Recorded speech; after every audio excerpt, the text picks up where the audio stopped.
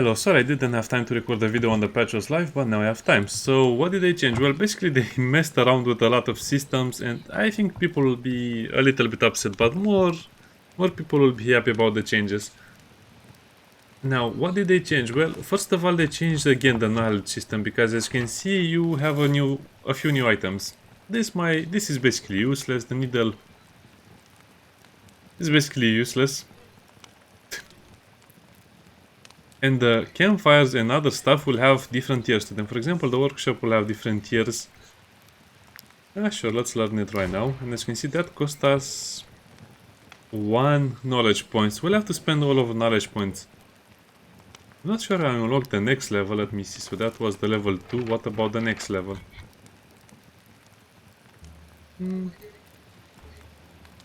I'm not sure. Maybe we just have to build this and then this will unlock after we build it and we can spend another knowledge point to unlock it. Also have the hitching post, which will give the ponies back their carry weight. Beforehand you could place them anywhere and they would have the same carry capacity. Now they are a bit nerfed, so this will restore their carry capacity, more or less. Same for the cooking pot and the garden. They basically have different levels to them with improved effects if you build the more advanced one. Oh, the banner. I don't have the rope for it. Yeah, I'll have to get a lot of resources and build all of this stuff and we'll make a better video once we've done that. There's some kind of changed some icons. For example, the spectral header, she looks so much better now.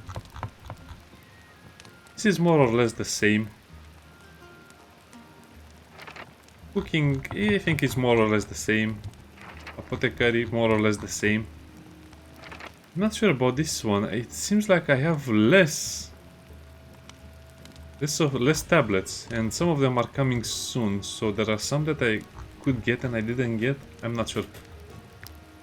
So let's speak about the path systems and basically the patch notes. So we have the power and glory, trade and craftsmanship, crime and chaos, mystery and wisdom. So we have these new path systems, which actually will help people a little better. It's simplified. So they're based on challenges and there are 4 tiers of the challenge, more or less advanced. And you also have some challenges that can be done multiple times. The challenges unlocked as you progress through the path can be completed even if they haven't been revealed yet, because some of them will come later. The more challenging, the more path experience you will get path levels. After you advance in the path level, you will gain 1 point. 1 path point to spend on path bonus. Path bonus are unique to each path. And you'll also have new resolutions, but more on this later. Skill upgrades, black market and more. There are 8 bonuses per path, with more coming in the future. Well, I can see some of them, but I think it will be a little harder for you to get all of them. Sorry about the lag. That's happening when I'm switching from one monitor to the other. So yeah, there are 8 paths for now. Don't worry, we'll pick some of them a bit later. Construction. So we have reaching level 4 of the trade and craftsmanships unlock the travel posts. The travel posts you have to pay in crowns depending on location: Storm, Cap, Corsia, Marheim, Garusaklan and Gothenburg City. So we can have 5 of them. I mean, we can have 1 in each region. And it will allow us to fast travel between travel points, but we'll need to spend food and tax. A tax for each trading good. So that means probably it's a lot cheaper to do it if you don't have any trading goods in your inventory. I'm not sure if this works if you can get a profit. Probably you can get a profit if you have all of the things maxed out. And we'll also have a trading post chest because we can add all of the things we want in the chest. Now, currently this is done by a very simple system. You carry everything with you. So as you can see, my current weight is 724. That's a lot. You may be wondering, what am I carrying that's so heavy? Well, I'm basically carrying most of the items that I wanted to keep for the collection because I'm collecting stuff to just see how the game changes over time. Plus also the legendary weapons. Some of the codex chapters. I thought I researched all of them, apparently not. Some unique items, some stuff, some other stuff. Plus all of the materials. So this is a very, very good change that I enjoy. Because you can also retrieve items that are located in other trading posts for crowns. So basically you can retrieve items that are stored in different crafting posts. But you have to pay. You can also retire companions in a travel post if you don't want to pay or feed them. That is actually a good one, because I wanted to test the Axeman and maybe other classes as well. The Axeman, the Spearman, but I don't want to invest in them and, you know, always play with them. It's good, but I'm not sure about the utility of this system. I would have prefer. I mean, you can also swap them out. So you have 4 members. You leave one behind, and then you take another one to level up. And you can also take him and put him on the dummy so you can train. So I guess it's good. Banner. We can customize our banner, and the lieutenant will carry the banner, and they will.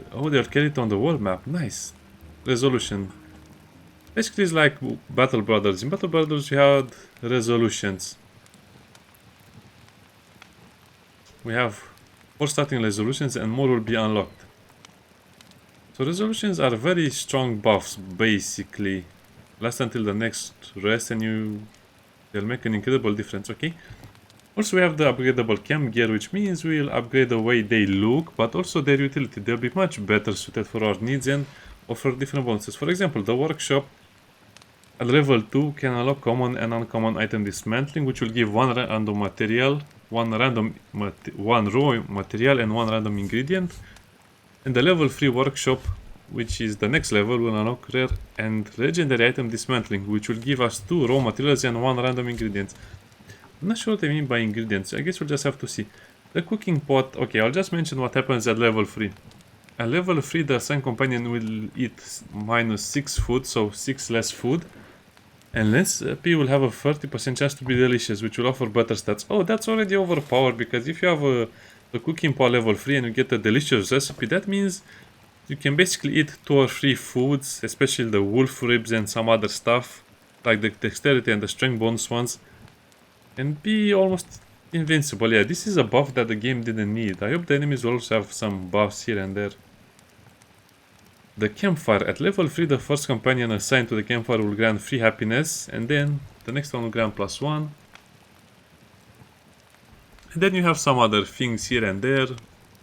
Basically, you get a lot more happiness and more influence per happiness stat, 6 instead of 5, if you have +15 happiness.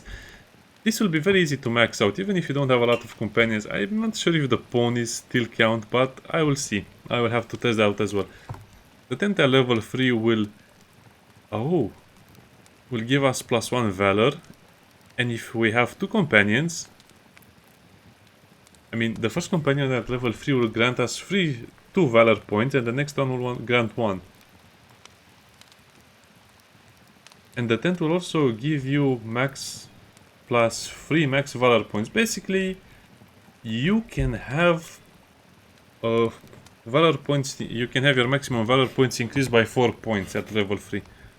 Meat drying rack. Fish produce oil. Animal carcasses produces animal fat. It's kind of useful. I don't know. It's not very useful. Tanning rack. Leather from animal carcass. Oh, so now the tanning rack can produce white leather from the ghost pack carcasses. Nice. And at level 3 we can get +1 more leather, which is good because you can get more leather with the same amount of materials used. Nice. On the other hand, you still have to store them and you still have to assign a companion, which can be bad. I don't know. We'll see how they modify the helper system. The lectern. At level 3 it will give us +20% knowledge during each rest and -2 days for large antiquities. Not very useful. Training dummy.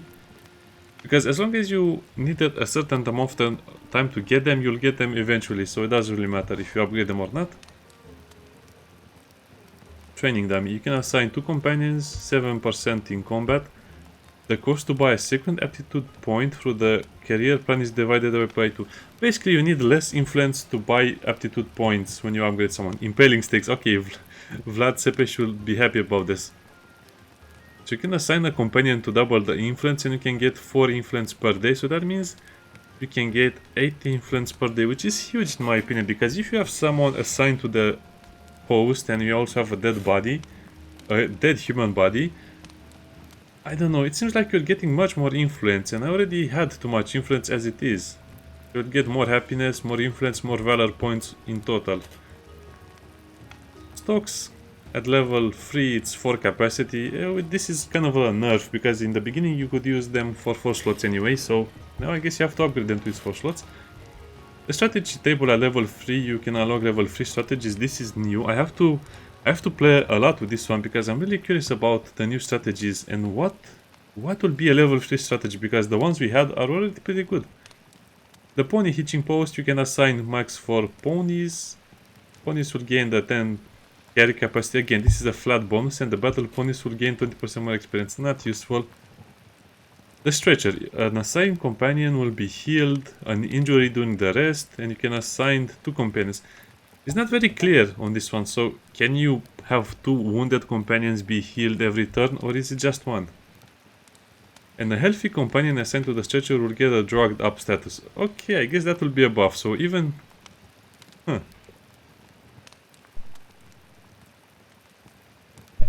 You can use the stretcher even if no one is hurt or wounded, and you'll get a little bonus. That's actually pretty cool.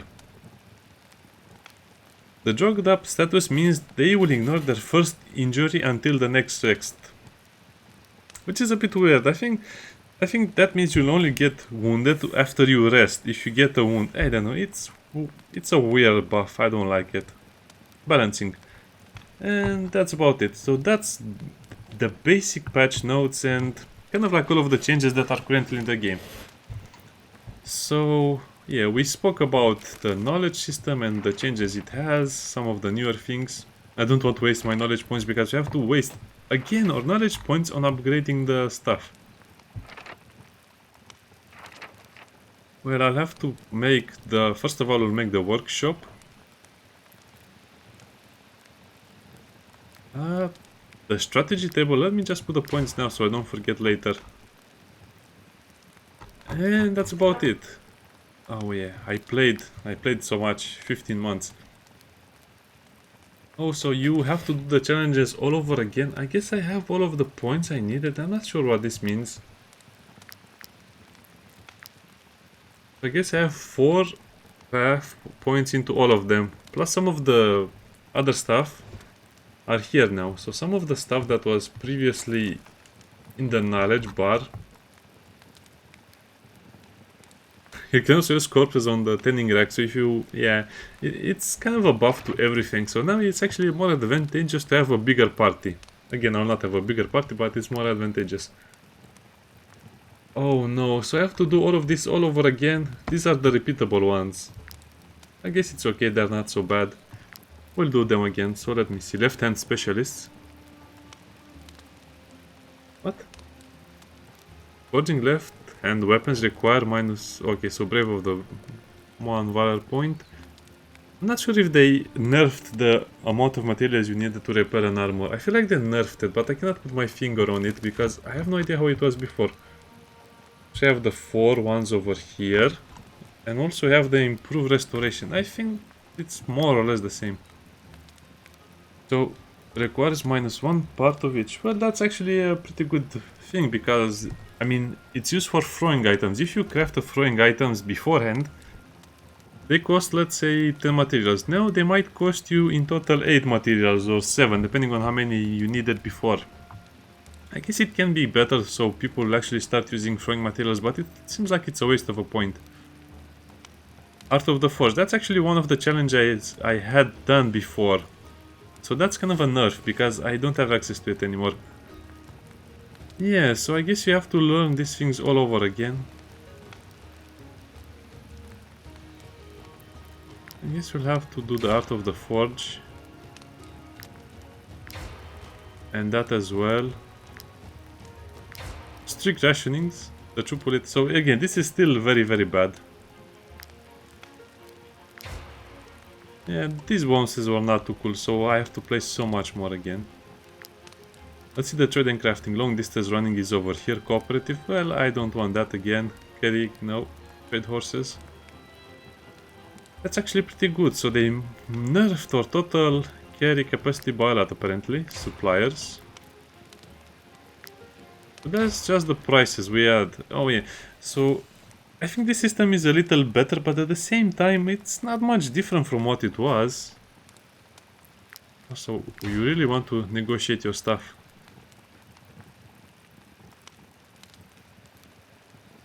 Oh, so I guess you'll have to unlock this one because it's a prerequisite. Okay, that's a little bit annoying because they will force you to pick some bad ones in order to get the good ones.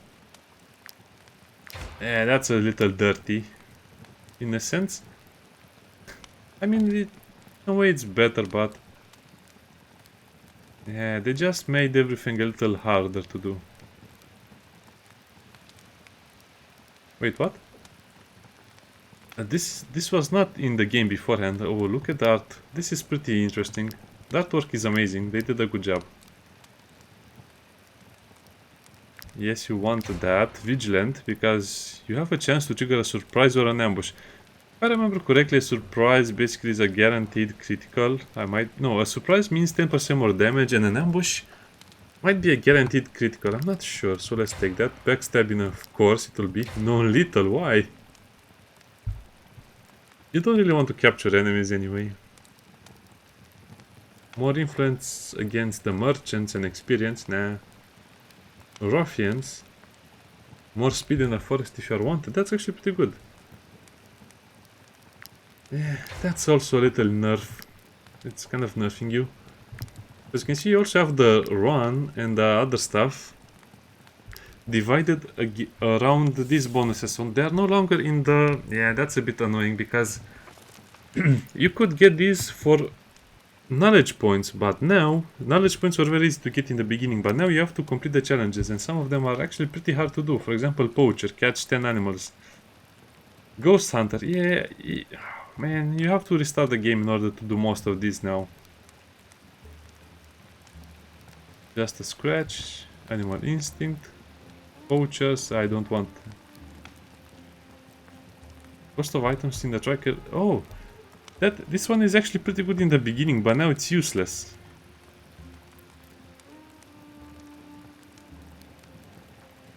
Oh wow, the mysteries and wisdom are basically trash now. I guess that will help us save some money. Animals I don't use, exterminators. Just so I can get the cleaners.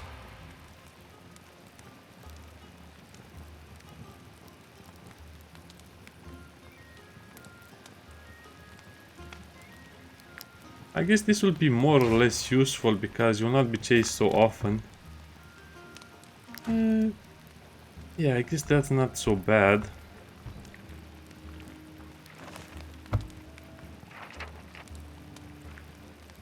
Overall, I see a lot of good changes, but I'm not sure we needed these changes because they're just more stuff to do and they don't really affect the gameplay in a big way, and the problems are still the same. I don't think they modified anything to the characters.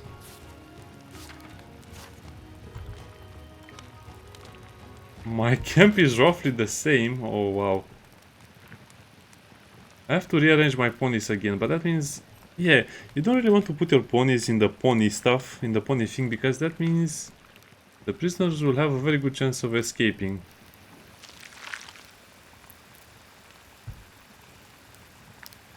Also, I have to recruit some prisoners just so I can set them free. Yes, as you can see, the ponies still count for the prisoner escape chance. I think they'll nerf this at some point in the future, but I think that will be very, very far into the future. Stocky.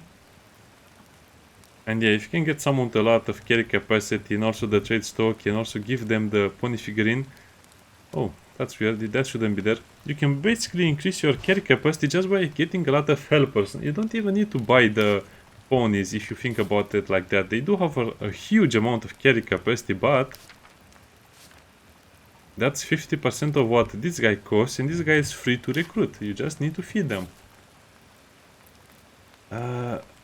He just eats food. I don't think you pay the money. Let me check. He doesn't have a thing.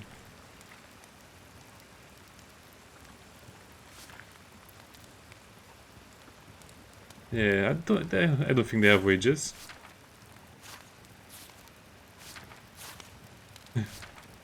It's basically about 200 for my company. Or 178. I'm not sure how that's calculated. We probably have a bonus from somewhere here and there. I would wish they have added or explained more about the runes and this stuff, because it's still not explained what those are used for.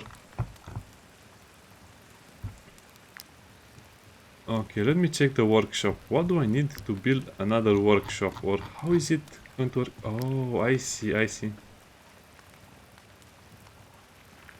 Oh, I need a lot of wood. Man, wood is very hard to find, sadly. At some point during the gameplay, if you exhaust all of your wood supplies from everywhere, it will be very hard to get more wood, so I hope they will add some specialized traders everywhere, so it's much easier to get wood and other stuff. Oh, okay, so we can... This is also new, because this was not the menu or the interface for the strategy table. I guess once I upgrade it, we'll see how it is. If it really unlocks other level skills, and can you choose only one in total, or can you choose one from each level? So at level 2 you get another choice, and at level 3 you get another choice. That's actually pretty exciting. Okay, I can see all of the good stuff they added. See you next time when we actually have farmed a lot of this stuff. I especially want to build a workshop and a strategy table at the max level. Bye!